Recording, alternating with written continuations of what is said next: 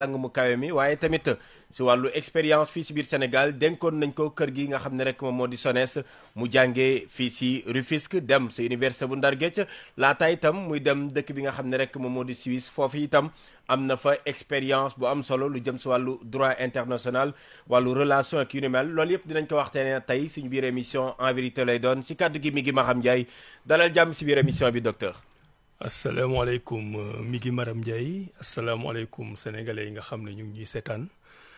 di leen wax nag ne kontaan naa trop ñëw fi tey ñëw ci RTS nga xam ne moom moo njaboote këru presse bi yëpp di ñëw aussi ci rajo Sénégal international boo xam ne xam naa ne fu nekk ci Sénégal département bu nekk commune bu nekk ñu ngi ko fay déglu di kontaan aussi dajawaat ak yow xam nga yàgg nañ daje mais nag gëj nañu daje mais boo xamoon nga ne dinañu dajawaat donc nekk totalement à votre disposition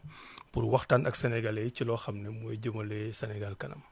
jërëjëf kon si disponibilité bi docteur Abdourahmane Diouf mooy suñu gan wax naa leen ko daanaka si lu toll 18 mois ak lu toftal moom la ñu dénkoon jëriñ bi nga xam ne rek moom moo yoroon lépp lu soxaloon wàllu njàng mi kawe mi waaye si remaniement ministériel bu mujj ay bés yee ñu génn ñu daal di jëlaat confiance jox la ko mais cette fois-ci ñu coppi li nga xam ne rek moom moo di ministère bi nga jógee enseignement supérieur dem lépp lu soxal wàllu aalam gi alors ban lecture wala bokk naka nga dalalee décision boobu nga xam ne rek kilifay réew mi jël nañ ko muy confiance renouvelée si beneen ministère tey. xam nga da nga wax benn mot boo xam ne dafa am solo mooy confiance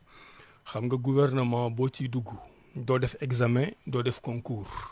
quel que soit xam-xam boo am quel que soit parcours boo am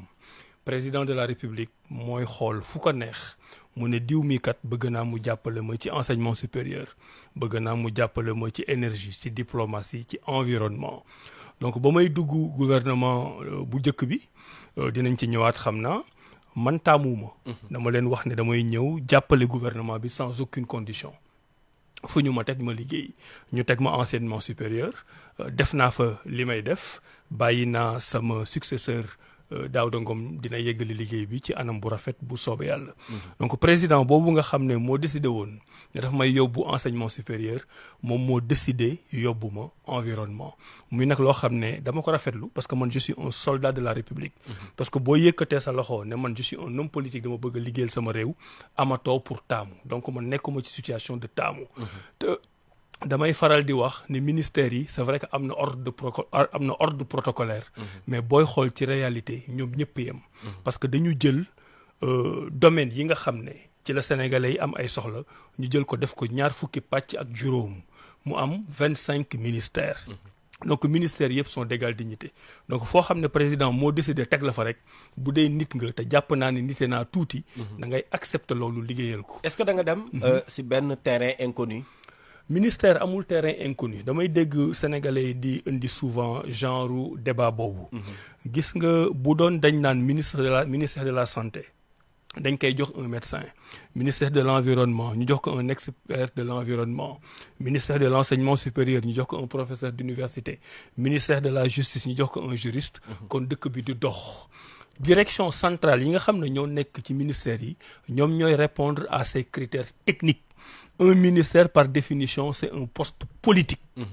Quand vous êtes un bon politique, vous êtes un bon technocrate, surtout vous êtes un bon manager. Quel que soit ministère bi ñu la jox boo fa demee da ngay briller. Le meilleur exemple mooy le président de la République. Président de la République moom mooy jiite 25 ministères yooyu. Environnement, enseignement supérieur, énergie, justice. te pourtant président de la République bi nga xam ne moo fi nekk Diomaye Faye droit rek la jàng ak impôt et domaine te pourtant mooy superviser yooyu yëpp cela veut dire que dañu jàpp ne am na capacité management pour gérer ay secteurs yoo xam ne bokkul avec sa compétence d'origine le ministre noonu la mel d'ailleurs dans le monde je m'arrête pas à l'exemple du Sénégal dans le monde boo xoolee la plupart dañu lay wax ne la quand vous choisissez un ministre qui est un homme du sérail ci le risque de échec yi di gën a bëri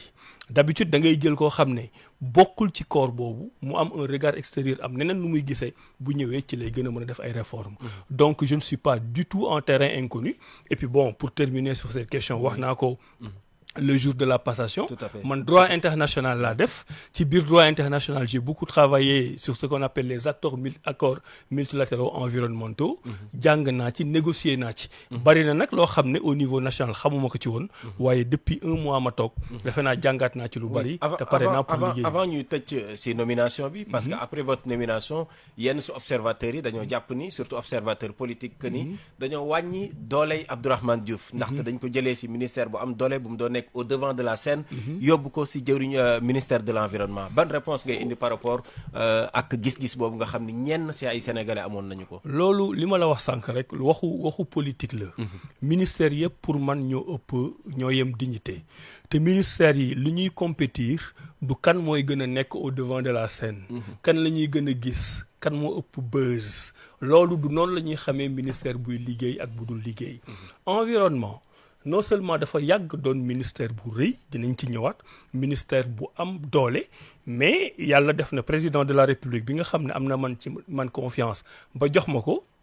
boo gisee ne bi ñu ma nommé ba pare génn nañ beneen décret de répartition des compétences des ministères ñu yokkal ñu ci lépp loo xam ne mooy mbirum déchet mooy mbirum mbalit yi ci Sénégal mooy mbirum cadre de vie maanaam lan la ñuy rafetale dëkk bi rafetal boo xam ne yemul ci Dakar mais ci Sénégal yëpp la donc mu nekkoon ministère bu am doole dinañ ci ñëwaat mais ñu yokkaat ko doole mais nag doole jooju du Abdourahmane Diouf la ñu yokkal doole wala Abdourahmane Diouf la ñu wàññil doole mas naa di waxtaan ak sama quelques collègues ministres d'ailleurs ma wax leen xam nga ministre bu nekk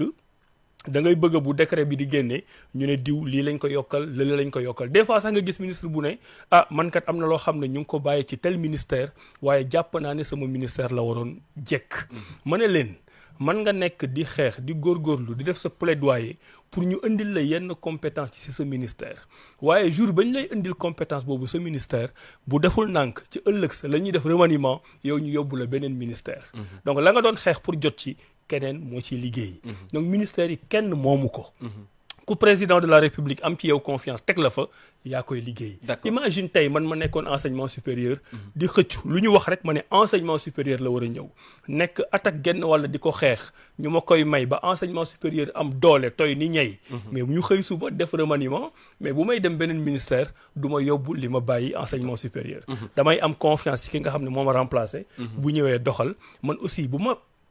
demee ministère beneen comme ni ma ñëwee environnement fekk fi loo xam ne sama prédécesseur et collègue bàyyil na ma ko fi bu ma ñëwee doxal li am solo mooy la réussite du président de la république président de la république lii nga xam ne moom la teg jublu ci pour prendre en charge les intérêts des Sénégalais ñu doxal ko mais compétition entre ministre bu am doole ministre bu ñàkk doole amul solo gouvernement mooy am doole premier ministre mooy am doole président de la république mooy am doole d'accord alors dénk nañ la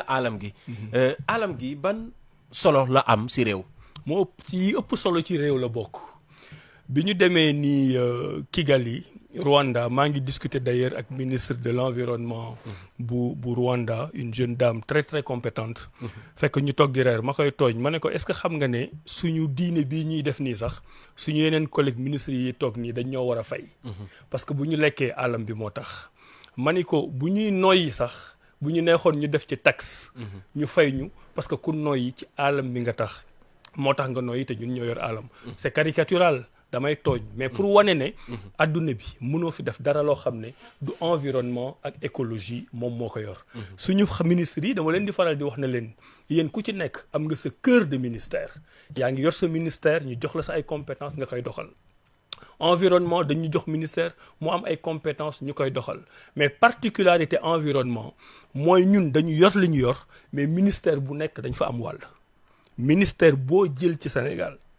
mën naa la wax ban mooy dimension environnementale bu fa nekk loo xam ne mat na peut-être 5% wala 10% de son bloc de compétences donc ñun dañuy am une compétence qui nous est intrinsèque en tant que ministère de l'environnement mais dañuy am des compétences résiduelles sur les compétences globales des autres ministères donc nous avons une compétence de un peu de tout loolu moo tax ministère boobu am doole ministère u noyyi la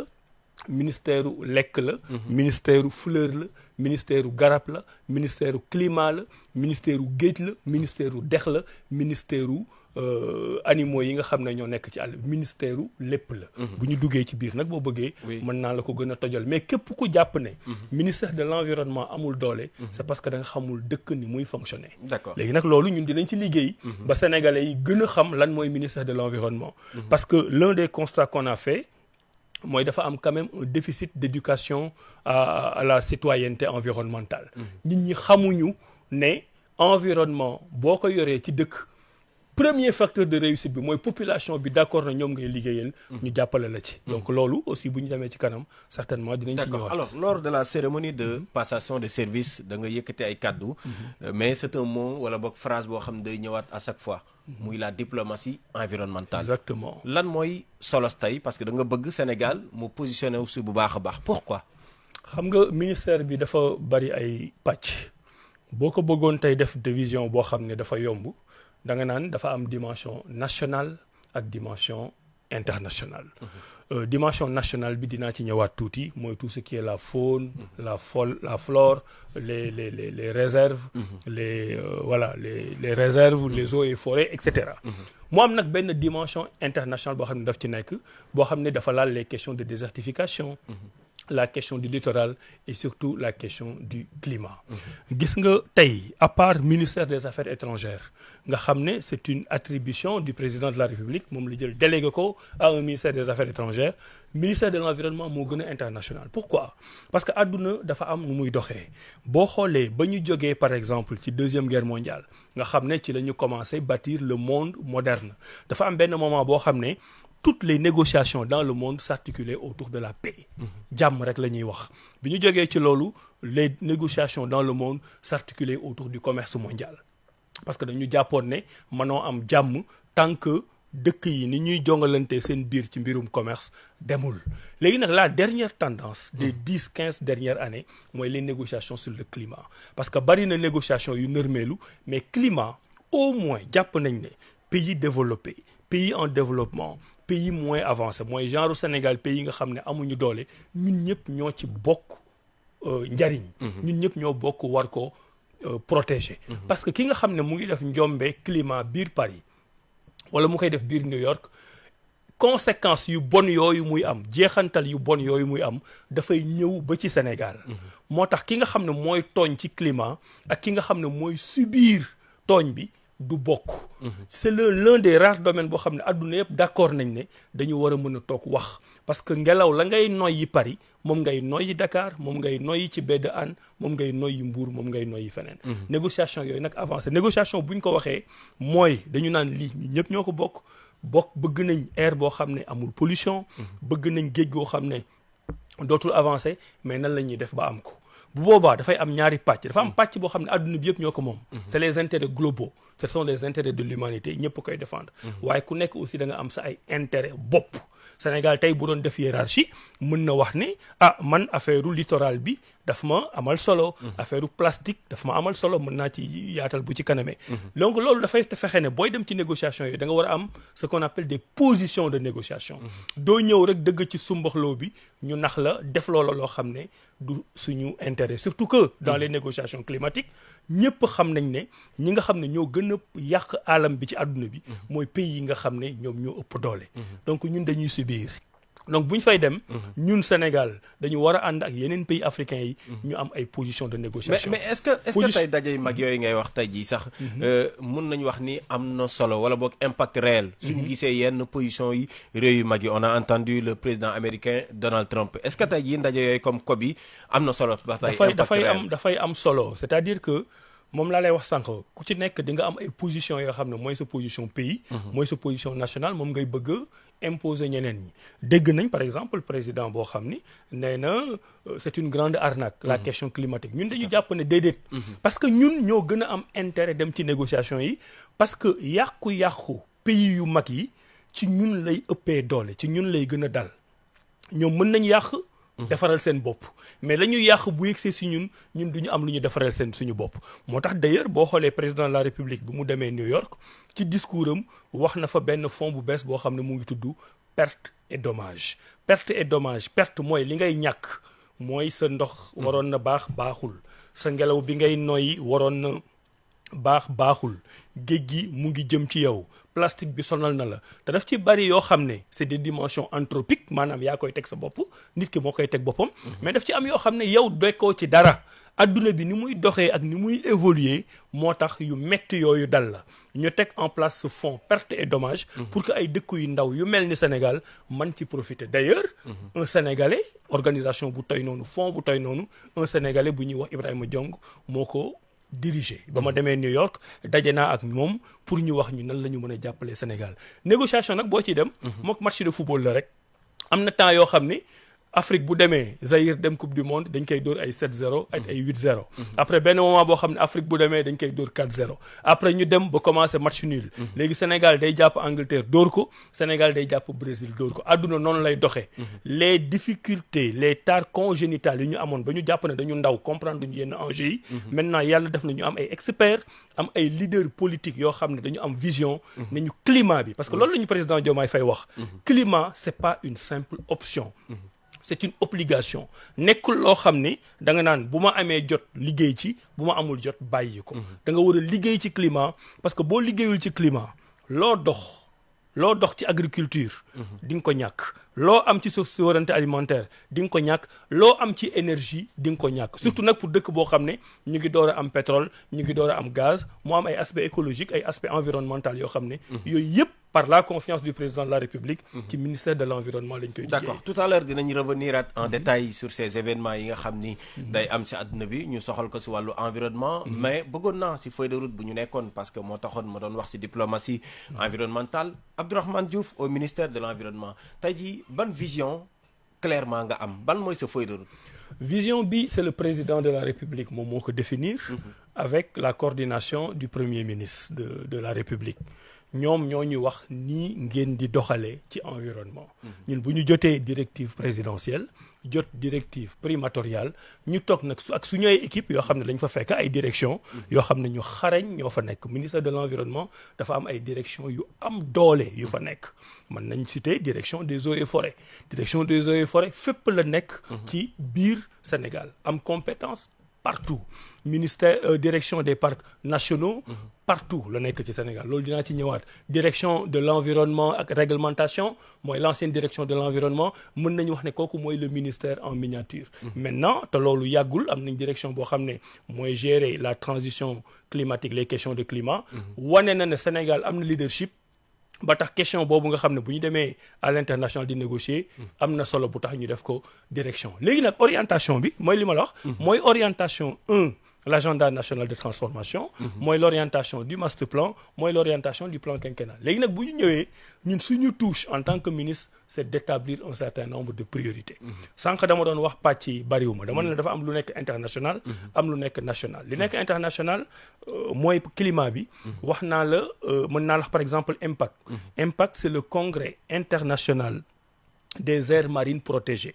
mu doon ngandum maamu organisation boo xam ne lépp lu jëm ci mbirum géej ak géej gi ni ko nit nekkee di ko yàq ba amatul njariñ la mu doon war a am nan lañ koy doxalee adduna bi ñëpp war ko organiser ñu jël ko teg ko ci loxo Sénégal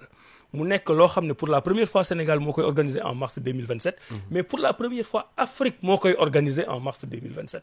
président de la République joxe ci ay directives premier ministre jël ci ay arrêtés puis mettre en place le comité d'organisation ñu nekk di ci liggéey donc tey l'une des priorités du ministère de l'environnement au niveau international mooy am nañ ce congrès international sur les aires marines protégées en mars 2027 ci la ñuy liggéey ci la ñuy woo ñëpp sénégalais yëpp africain dafa mel ni tey ñu ne la Sénégal mooy organiser coupe du monde de football sportif yëpp war ci jàpp loolu benn priorité la boo xam ne commencé nañ ci liggéey ba ñu demee Abu Dhabi ba ñu demee New York fu ñu toll dañ ñu koy wax mais buñ ñu waxee ne yéen kat wóolu nañ leen ci congrès international boobu sur les aires marines protégées liñ ñu ciy tegal mais am na kat benn arrêt benn convention boo xam ne signé woon ngeen ko war ngeen ko ratifier mooy le traité sur la haute mer. Président de la République Diomaye Faye joxe ci ay directives pour que le ministère de l'environnement et le ministère des affaires étrangères gaawantu parce que mënoo organiser congrès bu mel noonu. te la nga xam ne mooy solo si mooy convention bi nekk en haute mer mooy fa gën a kawe ci géej gi nga xam ne ñëpp ñoo ko bokk ratifié la ko loolu itam nekk benn priorité pour ñun. toujours au niveau international dañu am l'HYDRA benn accord la boo xam ne c'est sur les questions de désertification. Sénégal moo jël leadership bi ak Espagne Sénégal ak Espagne ñoom ñoo koy diriger. ñu war a am ay congrès yu ñëw mais ñu ngi préparer benn comité de pilotage boo xam ne dinañ ko organiser en janvier fii ci Sénégal en marge de la préparation du congrès sur l'eau nga xam ne ministère de l'hydraulique moo ko yor. donc ñun ñu ngi jéem avec le président de la République Diomaye Faye surtout ba ñu nekkee New York jël climat tegaat ko au rang des priorités pour le pays mu bañ a nekk une option mu nekk une obligation. Sénégal mu ngi ciy liggéey te gëm naa ni bu ñu organiser comité de pilotage HYDRA boobu fexe ba tous les pays africains ñëw bokk ci HYDRA boobu mooy contre la désertification ñu fexe ba organiser Impact 6 bu ma lay wax. mooy le congrès international sur les aires marines protégées. COP bi nii ñu ngi ciy dem avec une forte délégation boo xam ne j'ai pris les choses en main avec les directeurs yi nekk au niveau du ministère. On va faire en sorte que le Sénégal ait une grande visibilité. Pas une visibilité folklorique. mais une visibilité boo xam ne ñu ngi ko teg sur les positions de négociation. xam nga loolu man xam naa ci dara. pendant plus de 25 ans. j'ai participé ay réunions yu mag. sur des négociations commerciales. bii maa ngi commencé. participer ci ay négociations yu mag ci domaine environnement donc expérience bi ma am expérience bi sama cabinet am expérience bi directeur yi nekk ministère ba am ak leadership bu président de la République premier ministre jàppale ñu ci fa lañ fay demee loolu mooy le côté environnemental maintenant les autres priorités au niveau national wax naa la ñun dañu am la problématique des parcs nationaux Sénégal dafa am 6 parcs nationaux yu mag yoo xam ne ñëpp xam nañ ne dafa am potentiel mais da ngay dégg souvent ñu ciy jam ñu ne wax ne la parc Hann ni mu waroon mel melu ko parc Djoudj na mu waroon melu ko Niokolo Ba ci boppam na mu waroon melu ko ba ñu waxtaanee ak président de la République proposer nañ ay solutions parce que ñun li ñu gis mooy modèle de gestion économique parc yi moo baaxakul parce que état amul moyen gérer parc yi te parc yi li mu ñu waroon indiwuñu ko on est en train de réfléchir sur le nouveau modèle économique maanaam est-ce que état dafay continuer yor parc yooyu est-ce que dafay jël jox ko benn privé boo xam ne da nga koy choisir parce que da nga ko xamoon comme on a l'habitude de le faire wala est-ce que da ngay def un appel d'offres international pour que ay privés nationaux wala internationaux ñëw gérer ban moo si gën parc yooyu ci liggéey boobu lañ nekk xam nga yooyu dafa bari ay modèles par exemple mën nga jël affermage mooy comme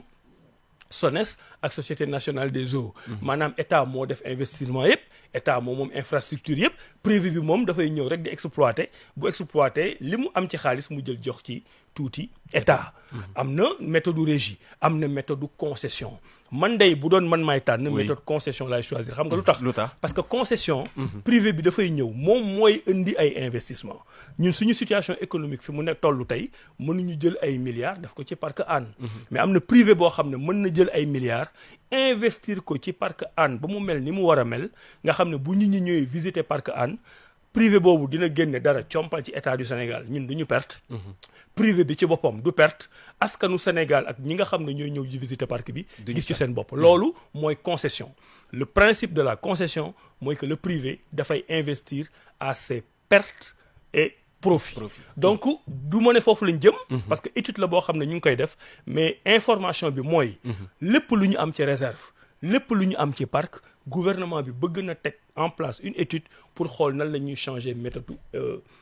modèle économique bi parce que quand même Hann le parc de Hann ñun ñëpp def nañ fa boo fa demee da ngay kontaan parce que am nga 60 hectares de verdure au cœur de Dakar muy lu jafe mais da ngay gis aussi ne mënoon na weesu fii Djoudj noonu la mel Bandia noonu la mel feneen ak feneen noonu la mel donc loolu le gouvernement waxtaan naa ci ak président de la République mu jox ñu autorisation ne mën nañu xalaat ci modèle économique boobu donc mën nañu def ëllëg appel d'offres ay privé ñëw investir pour que parc Hann avec ses 60 hectares nekk loo xam ne fépp fu nit jóge ci àdduna bi mën na ñëw visiter ko mais am na aussi beneen enjeu boo xam ne très rapidement loolu moom Sénégal mën nañu ci xaar dañ koy def priorité mooy la question des plastiques plastique bi Sénégal def nañ effort ba am loi nee nañ lépp luy plastique waratul traîner ci dëkk bi am nañ loi mais ba ma demee Rwanda la ma fa gis ak la fa président de la république wax ñu waxtaanee ko doy na waar. Sénégal dafa am loi ci plastique. Rwanda am loi ci plastique. Rwanda boo fa demee doo gis benn plastique buy traîner ci dëkk bi Sénégal boo ñëwee foo dem plastique baa ngi traîner yëpp ci dëkk bi lan moo tax Rwanda am loi plastique appliqué ko lan moo tax Sénégal am loi plastique mënu ko appliqué. Sur les directives du président de la République on va très bientôt organiser un atelier boo xam ne commencé nañ d'ailleurs focus group yi. On a 4 focus group yoo xam ne commencé nañ travailler bu ñu paree au mois de décembre dañuy daje. ñu def une évaluation de la mise en œuvre lan moo tax loi bi nga xam ne ñëpp nangu nañ ne baax na parce que plastique bi mu ngi rey suñuy doom nan la ñuy fexee ba appliquer ko lan mooy résistance sociale yi est-ce que dafa am problème dans la conduite du changement est-ce que loi bi ni ñu ko bindee moo baaxul est-ce que mécanisme de sanction yi moo baaxul ñu réfléchir ci dañu bëgg nag bu ñu koy def ñu waxtaan aussi ak acteurs yi nga xam ne ñu ngi liggéey ci plastique di employer ay nit du ñu ñëw rek dal seen kaw dañuy ñëw waxtaan ak ñoom peut-être sax que solution bi ci ñoom lay jóge donc loolu aussi beneen priorité la littoral priorité la boo jógee Dakar nga romb Baie Hann Yaraax Mbao Tëngéej Bargny Yène Tubaab Jalaaw Popenguine Guéréo ba fa ngay yegg Casamance xam nañ ne suñu géej gi chaque année mu am lu ñu perte chaque année mu am lu ñu perte chaque année mu lekk ay kër chaque année mu engloutir ay nit te loolu pour askan boo xam ne da nga bëgg a jëm kanam c'est un problème boo xam ne da nga koy jël en charge am nañ ci ay programme yu mag par exemple am nañ programme bu mag boo xam ne on le fait avec la Banque mondiale mooy programme WACA am nañ ci projet bu avancé d'ailleurs pour protection île de Gorée parce que île de Gorée bu ñu ko protégé wul woon contre l'érosion dafay disparaître d'accord te ñëpp xam nañ île de Gorée importance bi mu am oui sur cette question monsieur le ministre le président de la République demoon na Thiaroye bu yàggul dara ba ñu constaté benn avancée de la mer foofu sa douane ba il avait aussi def benn annonce muy programme de construction dig foofu nga xam ne mooy si douane ba fan ngeen su tollu jamono effectivement loolu moom laa lay wax mooy la vision du président am na ci yoo xam ne commencé nañ Gorée commencé nañ Rufisque commencé nañ un peu partout mais directive bu président bi mooy nañu jël yooyu yëpp ñu teg ko ci table bi xool nan lañ koy prioriser léegi nag liggéey boobu bon man maa ngi door a ñëw dafa nekk liggéey boo xam ne teg nañ ko ci yoon mais xam nañ ne directive bi nga xam ne moom la ci président joxe dinañ ko respecter parce que encore une fois c'est l'une de nos priorités mais nag digg bokkul ak jënd bouteille yu ndox digg ay milliards la ay milliards yoo xam ne tey amuñu ko ci suñu gafa donc dañuy waxtaan ak ay institutions internationales partenaires ñu ñëw jàppale ñu ci loolu ministère bi mu ngi ciy liggéey fu ñu ci toll bu soobee yàlla dinañ leen jox résultat yi. yéen a ngi seen biir émission en vérité tey mi ngi Maham Ndiaye di si janook docteur Abdourahmane Diouf mooy jëriñ bi nga xam ni moom la ñu dénk lépp lu soxal wàllu alam gi weeru septembre ba jamono ji ma wax ak yéen alors monsieur le ministre suba ba tey ñu ngi waxtaanee li nga xam ni moom moo soxal sa secteur wax nañ sax sur le plan international sur le plan national également li nga xam ne mooy say priorité bokk na si itam sa agenda mooy ndaje bi nga xam ne day door si diirub ñaari fan ñu jagleel ko wàllu climat bi nga doon tudd léegi ak wàllu développement lan mooy solos bile ndaje nga xam ne tey lu am solo la si agenda wu ministère bi tey. jërëjëf mi ngi xam nga sànq wax naa la lu bëri ci climat li Banque mondiale dafa ànd ak gouvernement du Sénégal à travers le ministère des Affaires étrangères ñu élaborer benn évaluation benn cadre sur le climat document boobu génne boobu ba léegi moom la ñu nekk di ko appliquer ñu toog nag waxtaan ak Banque mondiale nga xam ne vraiment partenaire bu majeur la ci li nga xam ne moom la ñuy def ci mbirum climat ñu ni mais Sénégal wax ji ci climat bi bëri na liñ ciy dugal ci alal ci climat bëri na mais booy xool à part experts yi mosuñu toog waxum climat ñu ne nañ ñu organiser les premières journées du climat donc c'est assez révolutionnaire premier objectif bi mooy li may tooñee sama collègue yi ne leen il faut sortir le ministère de l'environnement de sa clandestinité yéen a ngi def liggéey bu mucc ayib mais kenn gisu leen donc climat bi nga xam ne nit ñi xamuñu ko dafa xaw a abstrait ci ñoom nañu génne bureau yi ñu dem ci penc mi waxtaan ci ak ñoom moo tax ñu choisir les 27 et 28 octobre mooy ñaari journée yoo xam ne ci mbirum climat boobu la ñuy waxee bépp côté nag boo jël ci climat dañ ko ciy wax point yi ma la wax yépp dañ ko ciy wax dinañ ci wax mbirum climat au niveau international mbirum COP bi mooy affaire émission des gaz à effet de serre dinañ ci wax mbirum littoral yi maanaam mbirum géej gi dinañ ci wax parce que ministère de l'environnement ñun mënuñu liggéey te sukkandewuñu ko ci communes yi mooy collectivités locales yi nga xam ne ñoo fi nekk parce que ñoom dañ ci am compétence ñun ñu am ci compétence président de la république ne ñu ànd leen ngeen liggéey ci donc lépp loo xam ne dafa yor mbirum environnement ñu ne nañu daje ci ñaari fan yooyu wax ko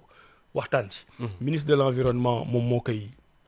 présider am naa actuellement 5 à 6 collègues ministres yoo xam ni dès demain dinañ accepter ñëw nekk ci panel yi ministère de l'économie dina fa nekk ministre de la santé dina fa nekk parce que problématique santé environnement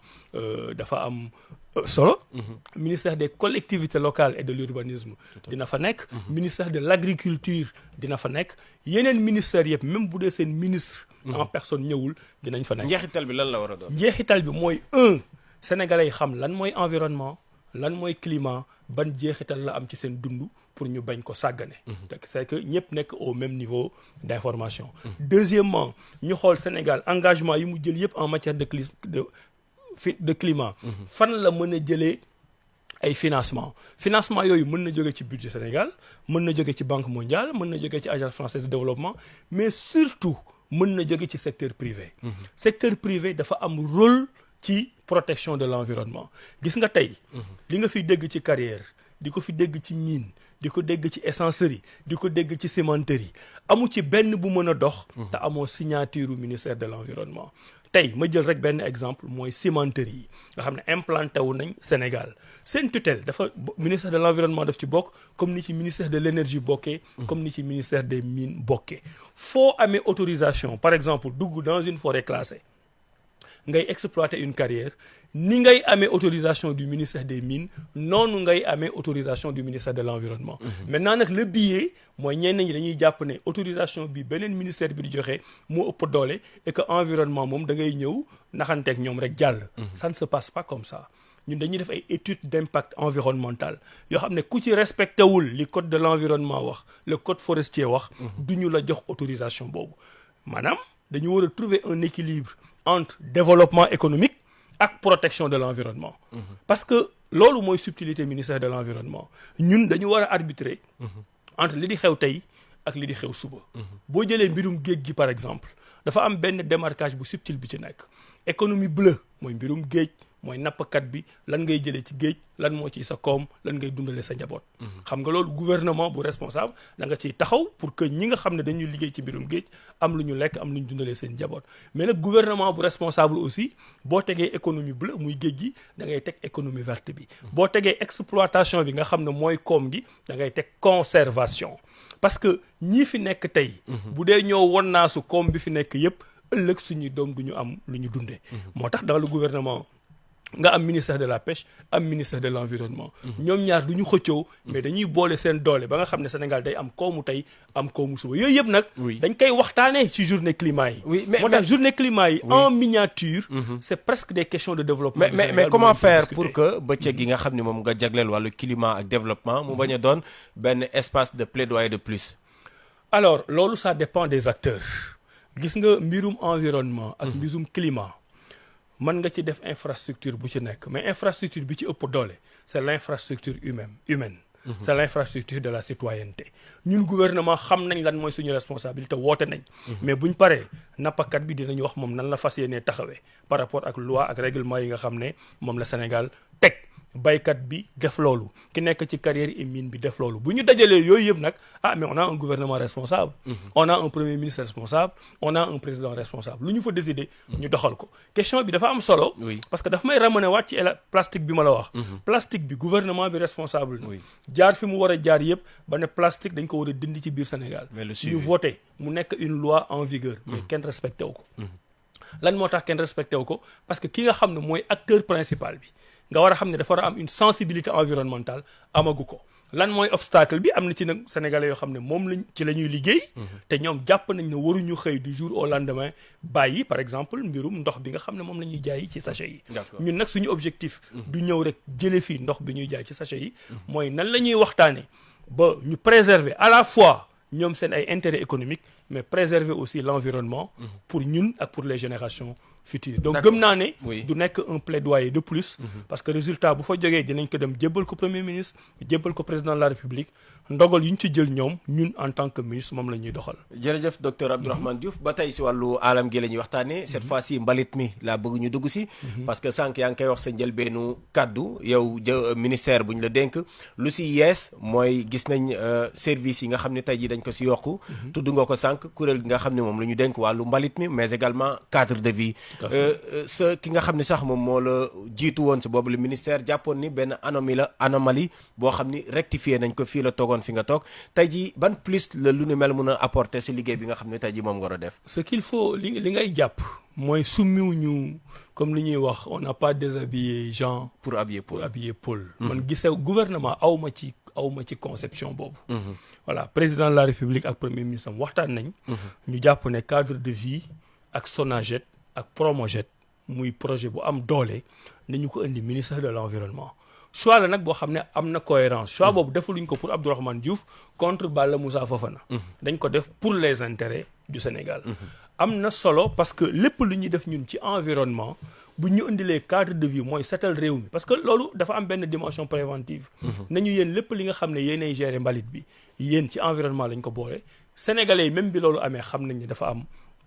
cohérence. ñu nag dinañ ci def lu ñu mën commencé nañ waxtaan ak ñoom. li ñu xaw a yeexal tuuti rek mooy defaguñu passation yi maanaam ñu ngi wax ak ñoom ñëpp xam nañ ne ñoom ministère de l'environnement lañ bokk mais république dafa am nu muy doxee il faut ñu def ay passation de service pour que Sonaget Promojet ak cadre de vie ñëw officiellement ministère de l'environnement ñu commencé doxal am na tam waxtaan boo xam ne commencé nañ ko ak ministère de l'intérieur ministère de l'intérieur bi nga xam ne actuellement moom mooy fexe mbeddu Dakar yi gën a yànj cadre de vie di ko ci jàppale ñun xam nañ léegi ne aussi suñu responsabilité la en tant que ministère de l'environnement fépp foo xam ne ministère de l'intérieur defar na ko ba dindi fa la nga xam ne waru fa woon nekk ñun suñu responsabilité en tant que ministère de l'environnement mooy fexe foofu rafet foofu yanj foofu bañ a dellu mel na mu meloon. si boobu le secteur lan mooy war a doon tey jii taxawaayu collectivité territoriale mu doon secteur boo xam ni itam xam nga ko bu baax a baax. waaw xam nga loolu mooy li ma lay wax solidarité intergouvernementale. tey gis nga liggéey bu mucc ayib bi nga xam ne le ministère de l'intérieur mu ko ciy def. ñu ko ciy féliciter di ko ci jaajëfal.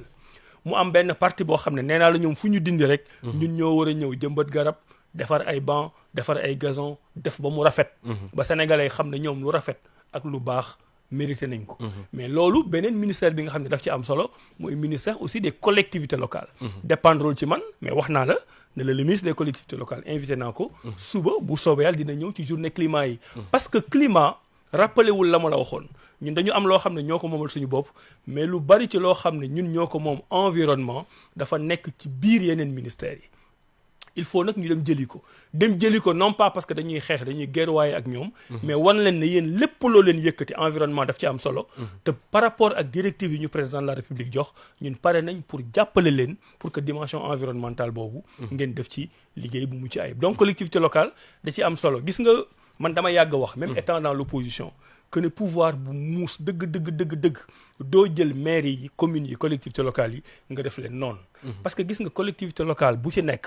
mu bokk ci yow pouvoir wala mu bokk opposition gis nga benn banc wala benn garab rek bu ko defee ci biir commune am peut-être bilan wu mairie bi la mais bilan wu président de la république la parce que président de la république moo nekk ci yooyu yëpp donc ñun président bi ñu am xam na enjeu yi wax nañu ñu liggéey ak collectivités locales yi parce que lépp lu ñu def ci collectivité locale commune ba moo koy moom waaye Sénégal ak Bassirou Diomaye Faye aussi ñoom ñoo koy moom oui tudd nga ko garab alors y a benn auditrice buy wër su turu Aminata Seck interpellé na la à travers benn plaidoyer bu mu def sur Facebook moom moo jëm si wàllu garab yi reboisement surtout si yenn domaines yi tey soo demee Linguère Matam ak Podor foofu nga xam ne dañoo exposé wu par rapport ak désertification concrètement lan nga fas yéene def si wàllu woowu ba nga xam ni dina mun a indi ay saafara si jafe-jafe yooyu nga xam ne mi ngi koy tudd. waaw loolu déjà maa ngi koy nuyu madame Seck dañu fa fekk déjà loo xam ne président de la république commencé na ko gis ngeen ne ren journée de l'arbre bi ñu fi def Sénégal gëj na am journée de l'arbre bu mel noonu président de la république ci boppam génneel boppam planté ay arbam yemuñu fa mu lancer le programme 1 million d'arbres à implanter au Sénégal dans l'immédiat xam nga kooku vision wam leer na ñun dañuy ñëw rek continuer ci wax naa la aussi ne la au niveau des questions de désertification dañ ci am leadership au niveau national au niveau international avec l'HYDRA xam nañu désertification bi li mu ñu mën a yàqal maa ngi door a ñëw 5 semaines laay def li nga xam ne moom laa fi fekkoon ñu koy def lu ma ci gën a mën a ñoŋal dinaa ko gën a mën a ñoŋal lépp loo xam ne mën naa ko ci yokk dinaa ko ci yokk mais man li ma gëm te sama vie yëpp ñi ma xam nañ ne ku jegeñ arbre la ak ku jegeñ verdure la jarul may dugg ci yenn détails man fu ma nekk damay bëgg verdure jege ma te bëgg naa sénégalais yi comprendre loolu sénégalais yi comprendre ne foo def garab ñoom ñoo ko moomal seen bopp foo def dig ñoo ko moomal seen bopp bu ñu fàtte ne ci biir ministère bi dañu am le programme la grande muraille verte nga xam ne loolu bés bu ñu ko réussir Sénégal dafay régler problème de désertification donc madame Seck na jàpp ne que muy Dakar pour le cadre de vie muy Linguère muy fépp foo mën a doon foo xam ne dañ fa war a mën a jëmbat garab bu soobee yàlla ministère bi dina taxaw pour ñu jëmbat fa ay garab on a beaucoup d'employés yoo xam ne ñu ngi jóge ci xëyu ndaw wi ñu ngi xool nan lañ leen di travailler ak ñoom ba soit ñu bokk ci ay volontaires de l'environnement wala ñu recycler leen parce que loolu jafewul pour que fépp fu war a am garab fépp fu war a am fleur parce que nag dafa am yoo xam ne yow yaa ko dul jombale sa bopp mbirum garab mbirum hygiène maanaam set du ay affaire de riche ak ay affaire de pauvre affaire de bëgg lu baax la affaire de bëgg sa bopp am na dëkk yoo xam ne boo fa demee nga gis jardin yi ni ñu mel nga gis àll yi ni ñu mel damay joxe toujours exemple boobu dëkk bu mel ni Suisse boo demee bu ñu defaree seen ay jardin ci digg dëkk bi amul policier bu koy garder amul gendarme bu koy garder dañuy def rek benn plaque ci digg jardin bi bind ci ce jardin est sous la protection et sous la sauvegarde citoyenne maanaam yow mi nga xam ne yaa dëkk ci dëkk bi ñu defal la fi lu rafetee nii kenn du la ko gardel kenn du la ko sàmmal bu la neexee sax buddil garab yi sànni c'est possible d'avoir ça au Sénégal c'est possible mais dañu war a régler un grand problème mooy problème mu nan la ñuy gisee le bien public xam nga ñun ay rebelle lañ suñu relation ak tubaab bi dafa doyoon waar tubaab bi ñëw jiite ñu jàpp ne lépp loo xam ne bien public la naturellement état moo ko moom mu am notion de mbedd ñu naan mbedd bi mbeddu buur la ba ñuy wax mbedd bi mbeddu buur la buur woobu buuru tubaab bi moo taxoon ñuy wax te puisque population sénégalaise bi dañu xaw a rebelle du ñu jàpp ne lépp lu tubaab bi moom nañu ko ñagasal xëpp ci suuf ba tax Sénégal boo gisee fu ñu bind ci mur interdiction d'uriner foofu la nit ñi di dem ñu baal ma ci wax ji di fa tuur ndox parce que dañu jàpp ne lépp lu nekk ci mbedd bi kenn moomu ko te lu kenn moomul kenn du ko sàmm donc état bi nga xam ne moo ko moom sax day mujjee ñàkk dañu war a def nag une éducation citoyenne bañ demee Rwanda may waxtaan ak sama yenn xarit loolu laa leen wax mu ne leen am na loo xam ne de mën nañ ko importer mais discipline kenn mënu ko importer mënoo dindi discipline bi nekk ci yuuru rwandais bi nga def ko ci biir yuuru sénégalais bi te sénégalais yi foncièrement dañu indiscipliné wul loolu laa jàpp ils sont pas indisciplinés mais dañu soxla ku leen gën a organiser moo tax nag dinañu travailler bu baax ci éducation citoyenne à la sensibilité environnementale pour que ku nekk xam ne garab gi ñu la jëmbatal jardin bi ñu la defaral wala épave oto yi ñu fekk ñu gaaree yàqu depuis 10 ans ñu bàyyi ko ci mbedd mi buñ ko dindiwuñu ko pour yàqal la mais dañ ko dindi pour yow sa njariñ ak sa njariñ d'accord alors yéen a ngi seen biir émission en vérité lu ñu dese si ay waxtu bëreetul kilifa gi te bëgg naa ñu waxtaanee yenn si ponk yi parce que war nañoo waxtaanee hydrocarbures question politique yi également war nañ ko waxtaanee mais tout à l'heure yaa ngi koy tuddaat muy Rwanda def nga si benn contribution cette semaine à travers la presse muy daanaka péripétie bi nga xam ne wala bokk périple bi nga xam ne daal dinay am ngeen New York Kigali tey jii ban enseignement dëgg-dëgg lañ ci war a mën a tirer. premier enseignement bi ñu ciy jàpp mi gi mooy on a un président boo xam ne wóor na ko ni moom mooy le premier diplomate du pays moom Bassirou Diomaye Faye wóor na ko ne mooy le premier diplomate du pays te nekk le premier diplomate du pays dafa am lu muy àndal dafa laaj protection ñi nga xam ne ñooy sa askan mooy sénégalais yi dafa laaj promotion mooy nga fexe képp ku war a bëgg Sénégal képp ku war a ñëw investir Sénégal nga ñëw investir Sénégal yàlla def ma am chance bokk ci voyage am ba muy dem New York bokk ci voyage bi ba muy dem Rwanda Kigali bokk ci voyage bi ba muy dem Nairobi au Kenya li wolof yi di wax maa fekke ma gis fekke te gis nag loolu constat la boo xam ne man dama jàpp c'est un point de vue personnel que ne président liggéey bu mucc ayib bu muy def daf ci bari loo xam ne fësalaguñ ko feeñalaguñ ko la faute à qui je ne sais pas mais man xam naa ni cellule de communication bi muy liggéeyal ñu ngi def liggéey bu mucc ayib mais gis naa ne war nañu gën a mën a dooleel le président de la République qui n'est pas le président d'un parti dinaa ci ñëwaat qui est le président de la République du Sénégal ma dem New York gis liggéey bu mu liggéey ci urgence climatique yi mënoon na ko bañ a def parce que d'habitude loolu dafay doon un agenda imposé des grandes nations ñun on est une grande nation mais on n'est pas un pays très très développé donc gouvernement Sénégal président Diomaye Faye bu demee ba ni awmuma doole mais jàpp naa ne urgence climatique ci li doxal adduna bi la bokk loolu c'est un leadership très fort mu doxal ko fa ma teg ci sama bët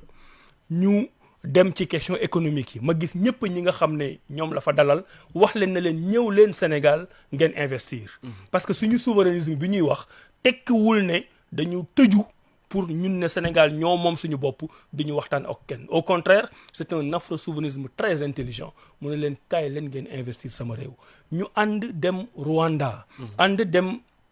Kenya ma gis lu bari yoo xam ne wax naa ko ci wax naa la question du numérique bi c'est extrêmement important parce que président de la République Diomaye ba ñu demee Rwanda dem fa ñuy woowee IREMBO bind naa ko ci IREMBO société privée la boo xam ne gouvernement bi mu ngi leen di jàppale mu ngi ciy liggéey mais moo tax tey ñuy joxe l'exemple du Rwanda en matière de digitalisation Sénégal ne ñun bëgg nañ yegg foofu am une société digitalisée mais président de la République ba mu fa jëlee parole man li ma ci jàpp ku ci nekk da nga am loo ciy jàpp ci nga fa nekkoon li ma ci jàpp dafa leen wax ne voilà un domaine boo xam ne ñu ëpp moyen financier taxul ñu raw ñu ci parce que ñun dañu am ñoom lu ñu amul dañu am une jeunesse compétente une jeunesse bien formée te lépp li nga soxla pour dem ci numérique ak digitalisation mooy nga xarañ te ñun gëm nañ ne sénégalais yi dañu xarañ donc côté numérique duñ ci xaar kenn moom lay wax ne bëgguñu dem ci déterminisme technologique déterminisme technologique mooy yow États-Unis yaay numéro 1 toogal place numéro 1 yow Sénégal yaay ndaare toogal place u ndaare boobu ñu bëgg a teg moom le président de la République Diomaye Faye accepté wul mu ne je vais aller au-delà du déterminisme technologique du déterminisme numérique parce que yéen askanu Sénégal sama jeunesse yéen laa lay waxal ki jeune bi dëkk New York gënu leen xarañ jeune bi dëkk France gënu leen xarañ leen pour yóbbuñu ci loolu wax naa urgence climatique yi mais bi nga xam ne moom laa ci gën a jàpp parce que xam naa ne amuñu temps mooy la question mémorielle parce que dañu dem New York ñu dem ci benn bërëb boo xam ni New York Burial Memory moom lañ koy woowee ñi ko organiser mooy ñi nga xam ne dañuy liggéey ñëpp xam nañ la problématique noire africain yi nañu demee États-Unis ak lu metti lu ñu fa dund ñu organiser cérémonie bu mel noonu ci 80e assemblée générale des Nations Unies muy lu rëy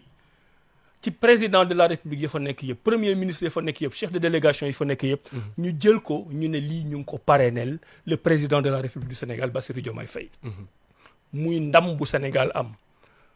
ñu ne donc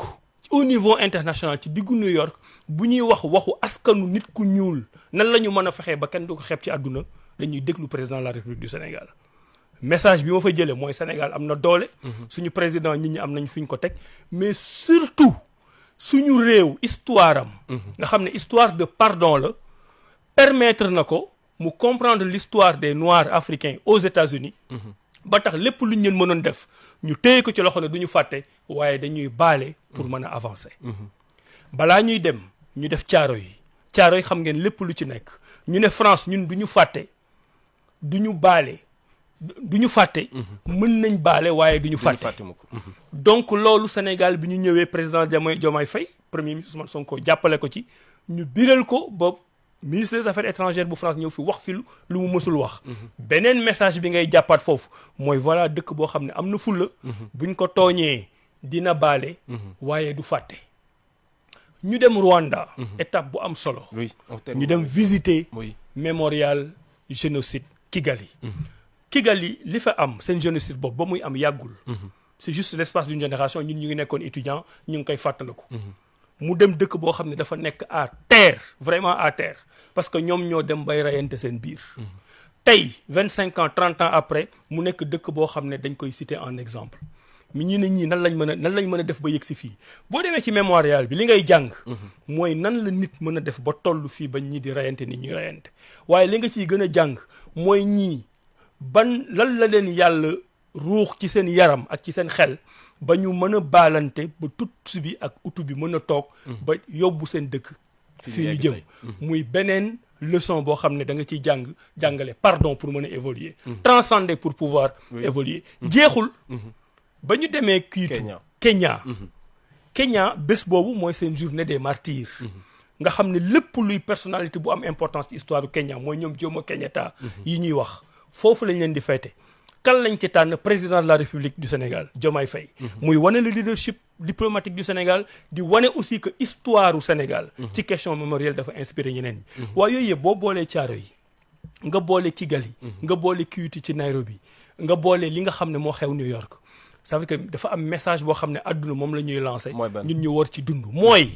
président de la République Diomaye Faye wax na ko ma feddali ko moom il n'est pas le président d'un parti c'est le président du pays les questions de justice sont importantes waaye war nañoo mën a baale tekkiwul na nag du ñu def justice dinañ dem justice ba mu jeex waaye justice boobu mënul tax ñu jël benn sénégalais teg ko ci beneen sénégalais dëkk bi toll na ci niveau de fracture boo xam ne kër goo dugg dëkk boo dugg nit ñi am nañu haine nit ñi li may wax souvent ñu ngi macérer les rancunes et les rancœurs dafa jot pour ñu am dëkk boo xam ne dafay décoller génn définitivement de l'espace des pays les moins avancés ñu baalante jéggalante ci yeneen yi ku ci nekk nag au niveau individuel mën nga réclamer yaay baale woo loolu c'est une responsabilité individuelle mais la responsabilité du président de la République et je pense et je l'appelle à prendre ses responsabilités et je sais il est en train de les prendre mooy bëggul dëkk boo xam ne dafa féewaloo mënuñu nekk Sénégal dëkk boo xam ne da ngay ñëw régime bii gagné nga nekk opposition boo ñëwee opposition nga fayu ci ñi ci nekkoon après boo paree ñi nga xam ne ñoo lay remplacer fayu ci yow mais ba kañ cela veut dire que ñun on n'aura jamais le temps toog bâtir une nation bâtir un pays qu'est-ce qu'il faut faire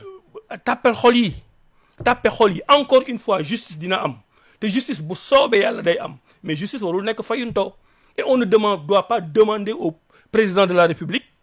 d'appliquer une justice des vainqueurs boo xam ne moom dafay taxaw ne kii laa far ak faraluma kële ku mu neex mën nga ko def parce que ku nekk li nga dund yaa ko xam et nous respectons ça mais président de la République nañ ko bàyyi mu nekk à équidistance de la justice président de la République te moom waxal na ko boppam rôle am du mooy jox ay ordre justice rôle am du wax justice jàddal gauche wala jàddal droite rôle am mooy boole sénégalais yëpp depuis bañ ñu falee man en ce qui me concerne j'ai pris mes responsabilités j'ai dit que fii amul peuple 54% amul peuple 46% bu ñu xesee ba fal la mandat impératif amul Sénégal ñi la fal ak ñi la falul ñi ànd ak yow ñi àndul ak yow ñi ànd ak sa projet ñi àndul ak sa projet ñëpp nga jiitu te ñun dañu bëgg président de la République Bassirou Diomaye Faye jàpp ci loolu ñu avancé. C'est clair docteur Abdourahmane Diouf alors juróom-ñeent simili moo ñu dese au maximum mais bëggoon naa rek très rapidement si benn question mooy wàllu hydrocarbure gis nañu également foofu Sénégal jëloon na fi yenn engagement yi parce que am na ay njeexital surtout lu jëm si wàllu mix énergétique bi 40% d'énergie renouvelable d'ici 2030 ñu bëri nag dañu jàpp ni lu ni mel ci discours rek la nar a yam concrètement yow en tant que jëwriñ yan jéego nga si fas yéene def ba loolu ñu mun ko dëggal. man en tant que jëwriñ et en m'appuyant sur les directives du président de la République li may jàpp mooy li ma doon wax sànq ci position de négociation. ku ci nekk da nga am say intérêt ñëpp xam nañ ne adduna bi dafa polluer climat bi dafa yàqu donc dañu bëgg a wàññi pollution beeg wàññi yëpp mais nag ñun li ñu dul nangu muy suñu responsabilité mooy du ñu bàyyi dëkk yi nga xam ne ñoo ñu raw. ñoom ba ñu soxlaa utiliser charbon ñu utiliser charbon ba développé. ba ñu soxlaa utiliser pétrole ñu utiliser pétrole ba développé. ñu soxla utiliser gaz ba développé. tabax seeni autoroute def seen système de santé defal yëpp ñun ñu ñëw fajar ñun ñu am pétrole gaz ñu ne ñu doo leen ko fi pétrolé. doo leen ko fi gazé parce que pétrole ak gaz day yàq réew mi day yàq àdduna loolu lañ dul nangu. ci suñu ay position de négociation loolu mooy transition écologique bi ñun dinañu fexe. ba suñu gaz ak suñu pétrole nan lañ koy utiliser ba sénégalais gis ci seen njariñ waaye ci biir utilisation boobu ñu bañ a yàq adduna bi. parce que tubaab yi moom toujours ma wax ko ñoom ñoo gën a mën a yàq ñoo gën a mën a joxe leçon. toujours ma joxe exemple propriété intellectuelle. ñoom nañu daan dunde avant ñun ñu am indépendance mooy France day ñëw defar bouteille yu ndox bi. États-Unis ñëw xool bouteille yu ndox bi ni ko France defee mu copier ko am bouteille yu ndox Angleterre copier ko ñu am bouteille yu ndox ñun nag ba ñu demee ba toll ci copier pour am bouteille yu ndox ñu créer propriété intellectuelle ne ñu fii kenn dootu fi copier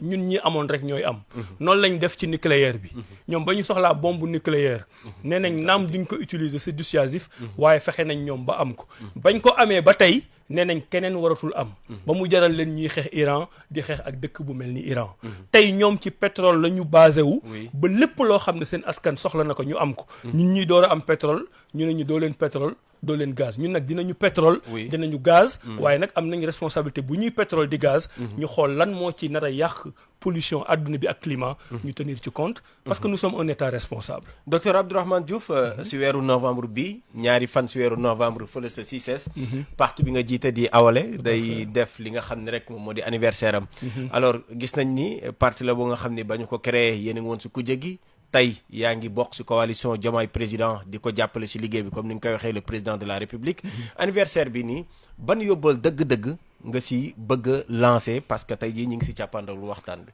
yaa ngi may occasion nag ma nuyu militant Awalé fépp fu mu mënti nekk ci Sénégal. te li leen jox rendez-vous le dimanche 2 novembre CICES ñu fêter suñuy 4 ans. en toute responsabilité. Awalé dafa am histoire am te histoire am boobu da koy assumer man am na feneen fu ma nekkoon ci politique ba ma fa bàyyee ba décider ñëwaat ci politique laa ànd ak ay sénégalais ak ay góor ay jigéen. tout le long de l'année 2021 ñu ne dañuy créer parti bi existe na pratiquement pendant 10 mois te amul woon tour parce que bëgguma woon ñu ne parti bi parti Abdourahmane Diouf la dama bëggoon mu doon parti boo xam ne ñëpp dañ ci bokk démocratie interne boobu d'ailleurs moo tax en septembre 2021 ba nit ñi di def seen ay coalition pour locales yi ñun mënuñ ci woon bokk parce que nee naa leen man Abdourahmane mënuma ci dem ñi ma nekkal di liggéey ci politique amaguñu sax tour donc parti bu amagul tour mënagul bokk ci local ci la ñu créé le parti le 30 octobre en réalité anniversaire bi mooy le 30 octobre mais puisque dafay tomber jour de semaine nit ñi dañuy liggéeyi ñu décaler ko ba le dimanche 2 novembre loolu premier élément la c'est un parti afro-souverainiste boo xam ne dafa assumer yoonu boppam am ay idées boppam ba loolu amee jéem nañ fi dem élection présidentielle yàlla def la muy def mais puisque ñun dañu jàpp ne dañu am parti ak ñu àndal pour jàppale Sénégal ba ñu demulee élection présidentielle xëppuñu ci suuf waa PASTEF dañu ñëw seet si ma sama kër le 31 janvier dañu yéen kat gis nañ ne bokku leen élection présidentielle gis nañ ne mën ngeen ñu jàppale ci li nga xam ne ci la ñu jëm donc kaay leen jàppale ñu pour ñu liggéey ñu ne leen dinañ leen jàppale ba loolu moo tax ñun ñu organiser suñu conférence de presse le 9 mars li ma la wax ni dafa am importance parce que dama bëgg histoire téye ko le 9 mars ci la ñu organiser élection présidentielle ne Awalé mooy Pastef mooy Awalé ci la ñu wax ne As mooy Diomaye mooy As Diouf te loolu dañu fi ba léegi yàlla dogal ñu gagné élection présidentielle boobu le 5 avril 2024 ñu def ma ministre de l'enseignement supérieur le 6 septembre ñu def ma ministre de l'environnement loolu mooy Awalé dans son ensemble ay góor ay mag ak ay ndaw ak ay góor ak ay jigéen yu bëgg Sénégal patriote généreux nekk ci te loolu li koy firndeel mooy Awalé ba mu nekkee Awalé ba léegi tey on est dans les 14 régions on est dans les 45 départements sans tambour ni trompette di liggéey ak sénégalais yi nga xam ne am nañu confiance xam nga lan mooy suñu générosité mooy Awalé boobu ba léegi dafay cotiser di versel ñeneen mais dañu jàpp ne ñooñu ñuy versel ñun ak ñoom ñoo bokk dañu dem élection présidentielle c'est très important jàppale Pastef jàppale candidat Pastef jàppale président Diomaye Faye ne As mooy Diomaye donc képp ku bëgg Abdourahmane ak Awalé la nga am ci carte la nga am ci alal la nga am ci ay nit boole nga ko jox ko président de la République Bassirou Diomaye Faye ñu dem élection législative c'est extrêmement important ñu dem élection législative ñu ne dañuy dem coalition Pastef kenn dégguñu ñu wax kenn dégguñu ñu kaas parce que ñun dañu cohérent ci li ñuy def cohérence bi mooy As mooy Diomaye élire nañ président de la République Bassirou Diomaye Faye nañu fexe mu am majorité pour gouverner majorité boobu liste bañ koy defee mu tudd Pastef mu tudd Awalé ak neneen nu mu mënti dudd coalition Diomaye pour ñun amul solo parce que li amoon solo mooy le président de la République Diomaye Faye am majorité ñu liggéey ci ba ñuy dem législative yooyu Awalé amul candidat amul sax candidat suppléant te def nañ ci suñu alal def nañ ci suñuy nit def nañ ci suñu xam-xam ci logique boobu nag lañ nekk tey pour continuer dans la mouvance présidentielle. Parce que ñun on est dans une mouvance présidentielle boo xam ne. ku nekk da nga am sa autonomie ku nekk li ngay cotiser ñu boole ko. pour jox ko Bassirou Diomaye. taxawaay boobu ngay am si élection locale yi ñu dëgmal parce que temps bi jeex na. mu ngi ñëw. mais dafa am coalition bi yoo xam ne war nañ ko joyanti. Oui. parce que li ñu bokk ci coalition bi mooy ñun ñëpp dañu ànd élire président Diomaye Faye ñun ñëpp dañu ànd jox président Diomaye Faye majorité à l'Assemblée nationale mais coalition boobu amul espace de discussion. du ñu waxtaan du ñu gisee du ñu teg stratégie te coalition warul doxee noonu ku ci nekk yaa ngi toog sa kone alors que pour man ni nga amee pouvoir au niveau de gouvernement war a doxal pour répondre aux aspirations des Sénégalais mais noonu nga war a mën a am une entité politique boo xam ne waxuma entité politique bi mooy diriger mais puisque entité politique bi mooy assumer entité politique boobu war nañ mën a am toog waxtaan mais tey bu dee da nga bëgg a dégg-dëgg kenn toogul waxtaan ak kenn tegul stratégie te loolu foofu lay terminer on termine. mais c'est le président de la République Diomaye Faye qui perd au change te ñun dañu war a jàppale Diomaye Faye pour mu doon président bu réussir moo tax ñun tey Awalé ak Abdourahmane Diouf dafa jàpp ne sa priorité numéro 1 mooy jàppale président Diomaye Faye priorité numéro 2 jàppale président Diomaye Faye priorité numéro 3 jàppale président Diomaye Faye parce que bu Diomaye Faye échoué Awalé dafay échoué Abdourahmane Diouf échoué te ñun bëgguñu bokk ci loolu donc man l'appel que je lance pour terminer. à tous ceux qui sont dans la coalition à tous ceux qui étaient dans la coalition Diomaye à Pastef à Awalé au mouvement ñi bëgg a ñëw ak ñi ñëwagul ak ñi di waaj a ñëw dañu war a mën a am un bloc politique autour du président de la République Diomaye Faye bloc boobu mën na nekk une grande convention présidentielle boo xam ne ku nekk mën nga garder sa autonomie bu la neexee bu dee loolu nga bëgg Awalé nekk Awalé Pastef nekk Pastef keneen nekk leneen ñu jàppale le président de la République fi may terminer on ne peut pas bâtir un pays sans la paix ñun dañuy woote jàmm dañuy woote pardon ñun suñu parti Awalé nous sommes le parti de la concordance concordance mooy foo toll ngay waxtaan ak nit même ki nga xam ne dafa nekk ci opposition faru leen woowoo ko pour mu transhumer mais da ngay waxtaan ak moom parce que bu la mayee jàmm ngeen d'accord sur un minimum dëkk bi dina tegu ci yoon Sénégal jëm kanam. Rendez-vous donc le 2 novembre. le 2 novembre docteur Abdourahmane Diouf dañuy def anniversaire bu neex. 4 ans boo xam ne dina am tuuti culture. mais dafay am aussi ay panel maa ngi invité les responsables de la coalition. ay ministres pour ñu ñëw bokk ci panel yooyu. dinañ wax ci économie. dinañ wax ci souveraineté. donc on voulait bien sûr parler économie mais malheureusement waxtu mi mayuñu ko politique également ak actualité bi mais dinañ am yeneen jotaay yoo xam ne rek dinañ ci waxtaan en tout cas maa ngi lay remercier bu baax a baax docteur Abdourahmane Diouf si li nga xam ne rek moom mooy disponibilité bi di jaajëfal itam auditeur yu rajo Sénégal jaajëfal itam Ndeye Aram Mbaye moom mi nga xam ne moom moo jàpp si bile liggéey ba mu yemb Kumba Maroon waaye tamit Mame Khalifa Lo mi nekkoon si technique bi di leen dig daja ay bés yi di ñëw si beneen numéro si kaddu gi mi ngi Maham Ndiaye la woon jaay ngeen jëf ñu yend ak jàmm.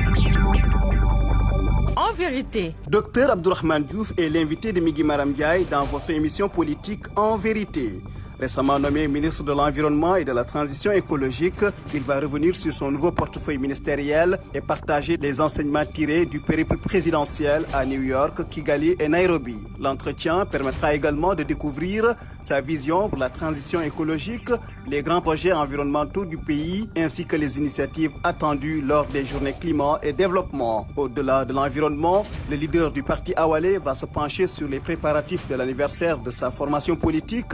et le rôle du parti dans la coalition et la gouvernance actuelle. En vérité, c'est ce dimanche.